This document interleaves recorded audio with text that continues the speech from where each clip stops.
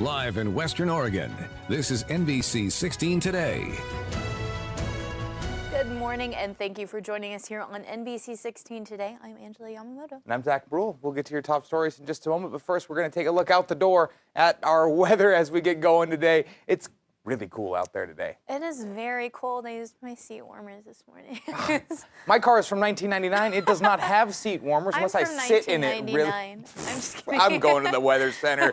Let's move on. We're gonna, like I said, cooler today than it was yesterday. Things are dropping off just a little bit further as we wake up this morning. Now, some silver lining, all that rain stopping that I've been promising throughout the week has finally made it. So most of that system is cleared out. There might be some scattered, very isolated showers throughout the day, but for the most part, that is behind us. And we moved on to some nicer days, except the fact that it's a little bit cooler. Here's yesterday's totals. You got up over a half inch out on the coast, North Bend, not quite there. Gold Beach, again, just avoiding much of this down on the south coast. The I-5 corridor, somewhere between a quarter and a half inch, depending on where you were yesterday. Today, the activity is minimal, as I said. We've got just a little opportunity for some scattered showers, but here's the kicker. Temperatures much, much cooler as we wake up this morning compared to yesterday. It's just maybe 3 days ago, we were waking up with 50-degree temperatures. Today, you're flirting with mid-30s as you wake up this morning, even cooler down in the Umpqua Valley, especially if you climb in any elevation. Slightly warmer out on the coast than it is along the I-5 corridor. And throughout the day today, things should clear up and get a little bit warmer than they did yesterday, but we'll talk a little more about that with John Mayer in just a little bit. Angela? Thank you, Zach. Well, we're now taking you live to our live shot, but he's showing us what the traffic is looking like this morning. It's Friday, everybody. Happy Friday. Currently, we're on I-5 near the Randy Pappy Beltline exit. We have some cloudy skies this morning, but the roads are dry. That's some good news. According to our live shot, buddy, traffic is light so far, and thankfully there are no delays or accidents to report, meaning your morning commute should be clear to kick off your Friday. Federal dollars are now flowing into Maryland for repairs on the Francis Scott Key Bridge. The government is expediting the $60 million payment, and that's just a start, as Amy Kiley reports. We've got work to do. Now, Maryland is getting $60 million to help with that work to recover from the Francis Scott Key Bridge collapse. Officials say the federal dollars are for initial efforts like removing debris and laying the groundwork for reconstruction. We're talking 3,000 to 4,000 tons of steel that's sitting on top of that ship. Rebuilding will likely cost hundreds of millions of dollars. President Joe Biden vows the federal government will pay it all. $60 million is helpful, but it's really a down payment.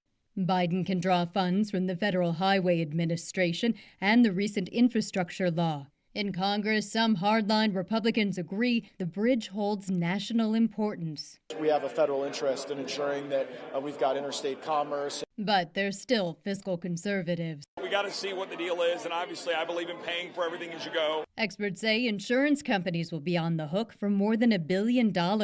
They predict years of litigation involving maritime law older than the Titanic. One legal expert says businesses that rely on the port can't recover interruption losses from the ship. This is not just about Maryland. This is about the nation's economy. I'm Amy Kiley reporting. And most of Oregon's bridges are not in good condition. That's according to the ODOT's 2023 Bridge Condition Report.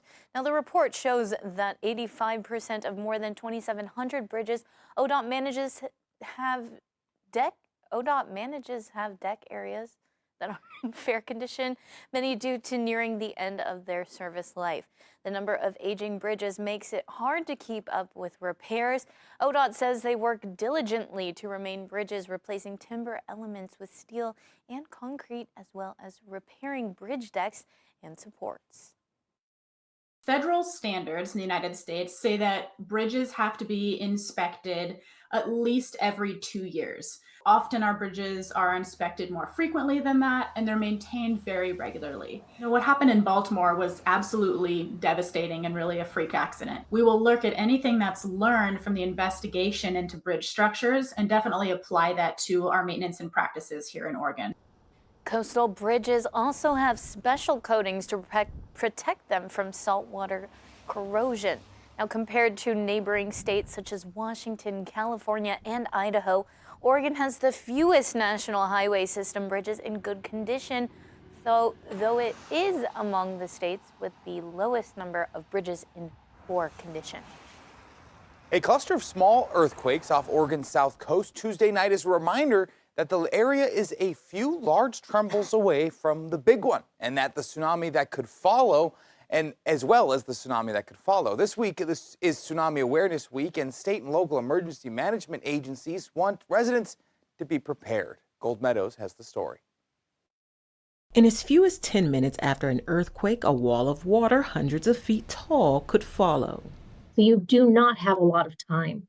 So again, the earthquake is your notice that there could be a tsunami that follows. So when you feel that shaking, you still want to drop cover and hold on. You still want to take care to protect yourself. But the minute the shaking stops, you want to jump out and hightail it to higher ground. 10 minutes, we've probably already sent out an Everbridge message. The few tsunami sirens we do have running around are going to be going off. There will be information coming generally via cell phone or email or text message. Crabb says emergency preparedness begins on the local level. Coos County's Office of Emergency Management conducts outreach on tsunami awareness in schools and through community programs, but urges county residents to take steps to get ready. 2 weeks ready is the rule of thumb when preparing food and emergency equipment for disasters. But Crabb says when you get out along the coast, the rule changes and you should be prepared for 4 weeks. We're not going to have running water. We're not going to have toilets. We're not going to have any of those services we're used to.